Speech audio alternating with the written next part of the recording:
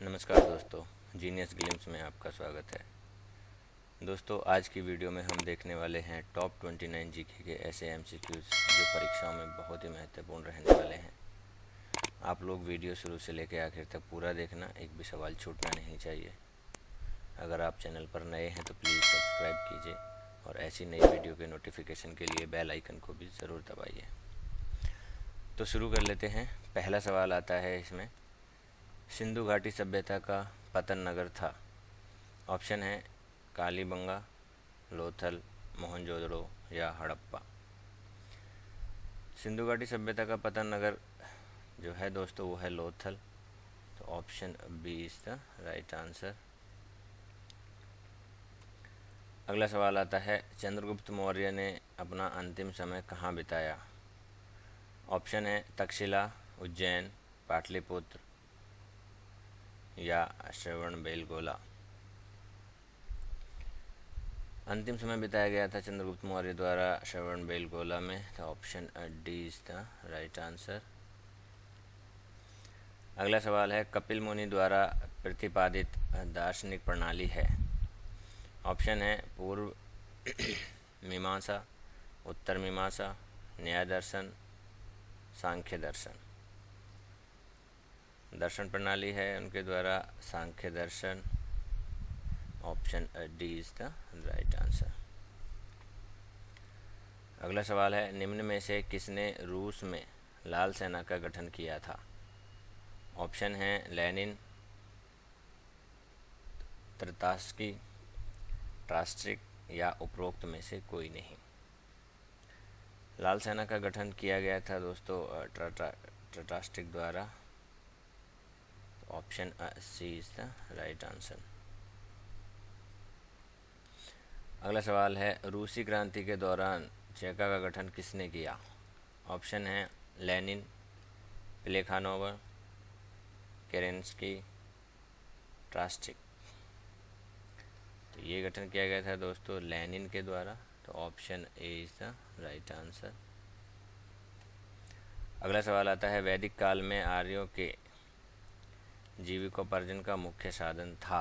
Option है शिकार, कृषि, व्यापार या शिल्पकर्म। मुख्य साधन था दोस्तों उस समय कृषि। तो option B is the right answer. अगला सवाल है, निम्न में से किस क्रांति को अक्टूबर की क्रांति कहा जाता है। रूसी क्रांति, इंग्लैंड की क्रांति, अमेरिकी क्रांति या फ्रांस की क्रांति। अक्टूबर की क्रांति कहा जाता है दोस्तों रूसी क्रांति को। तो option A is the right answer. अगला सवाल है, रूसी साम्राज्य को राष्ट्रों का कारागार किसने कहा था। ऑप्शन है लेनिन, प्लेखानोव, ट्रास्ट्रिक या मार्क्स। राष्ट्रों का कारागार कहा गया था दोस्तों लेनिन के द्वारा। तो option A is the right answer.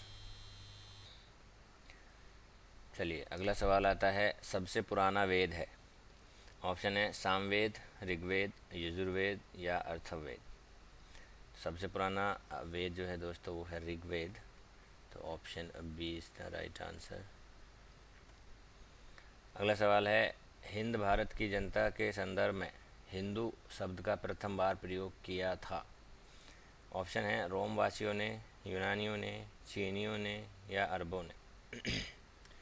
तो हिंदू शब्द का प्रथम बार जो प्रयोग किया था दोस्तों वो किया था अरबों ने। तो option D is the right answer. अगला सवाल है, प्रथम विश्व युद्ध के दौरान धुरी राष्ट्रों का नेतृत्व किसने किया। जर्मनी, हंगरी, ऑस्ट्रिया या इटली। तो प्रथम विश्व युद्ध के दौरान जो नेतृत्व किया गया था वो किया गया था जर्मनी के द्वारा। तो option A is the right answer. अगला सवाल है, इटली के एकीकरण का पैगंबर किसे कहा जाता है।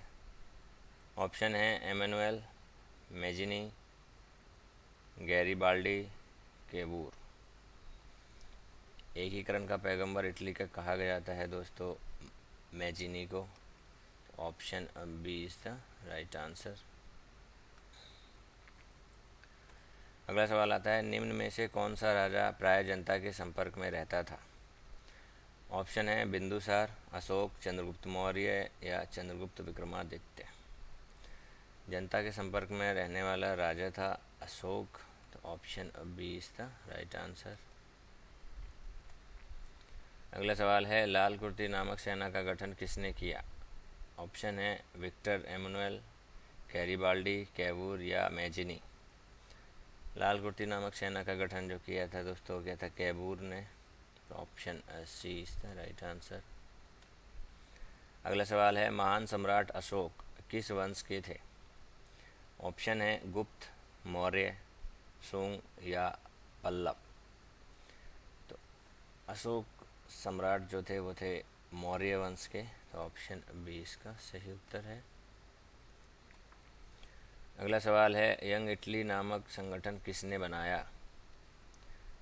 Cavour, Gioberti, Mazzini, Garibaldi. Young Italy नामक संगठन बनाया था दोस्तों मैजिनी ने, तो option C is the right answer.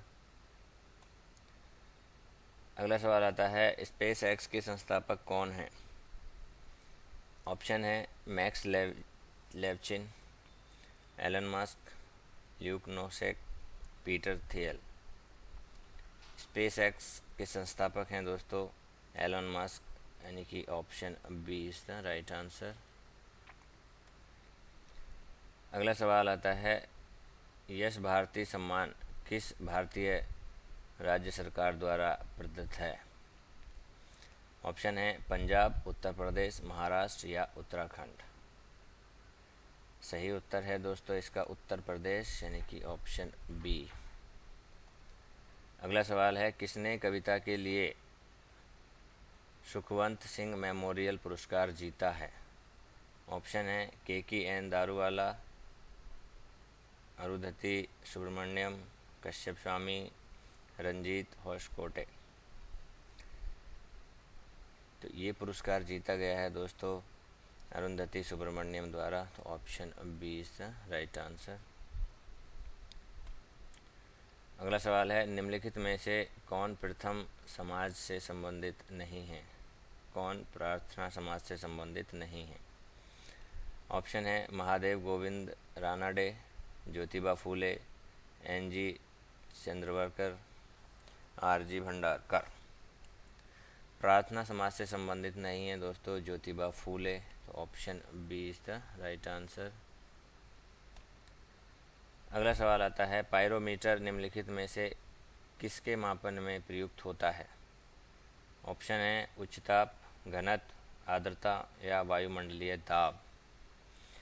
Pyrometer दोस्तों मापने में यूज किया जाता है उच्च ताप के, तो option A is the right answer. अगला सवाल आता है, आयोडीन के टिंचर का प्रयोग निम्नलिखित में से किसके लिए होता है? ऑप्शन है कैंसर के इलाज के रूप में, स्टार्च की उपस्थिति के निर्धारण में, एंटीसेप्टिक के रूप में या इनमें से कोई नहीं। आयोडीन टिंचर का यूज़ होता है दोस्तों एंटीसेप्टिक के रूप में, तो यानी कि option C is the right answer. अगला सवाल है, निम्न में से उस स्थान का नाम बताइए जहाँ पर सूफी संत निवास करते थे। ऑप्शन है खानकाह, पायगाह, इबादत खाना या लीवान। सही आंसर है खानकाह, यानी कि option A is the right answer. अगला सवाल आता है, निम्न अक्षांश यानी अधिक वर्षा और उच्च अक्षांश यानी कम वर्षा, इसके तथ्य के पीछे क्या कारण हो सकता है? ऑप्शन है समुद्र से दूरी, जलधाराएं, ऊंचाई या वाष्पीकरण। इस तथ्य से संबंध है दोस्तों वाष्पीकरण का, तो option D is the right answer. चलिए अगला सवाल आता है, सामान्यतः 600 फीट समुद्र की गहराई पर जाने से कितना तापक्रम कम हो जाता है? ऑप्शन है 10 डिग्री, 100 डिग्री, 150 डिग्री या 200 डिग्री। ये तापमान कम हो जाता है दोस्तों 10 डिग्री, यानी कि option A is the right answer. अगला सवाल आता है, VRICS सम्मेलन 2017 किस देश में हुआ? ऑप्शन है शियामेन चीन, मॉस्को रूस, दिल्ली इंडिया, टोक्यो जापान। तो ये सम्मेलन 2017 में हुआ था दोस्तों शियामेन चीन में। तो option A is the right answer. चलिए अगला सवाल आता है, हाल ही में ब्रह्मांड के सबसे गर्म ग्रह की खोज की गई है, उस ग्रह का नाम क्या है? ऑप्शन है जुम्बस जीवन, पेट्रास्टेट 11C, कैल्ट 9B, solar power K1। सही आंसर है दोस्तों कैल्ट 9B, यानी कि ऑप्शन सी सबसे गर्म ग्रह है जिसकी खोज की गई है। अगला सवाल आता है, भारत के पहले मानव रहित टैंक का क्या नाम है? M60 फैटन, मंत्रा M60 फैटन या पेंजर 61। सही आंसर है दोस्तों मंत्रा, यानी कि ऑप्शन बी।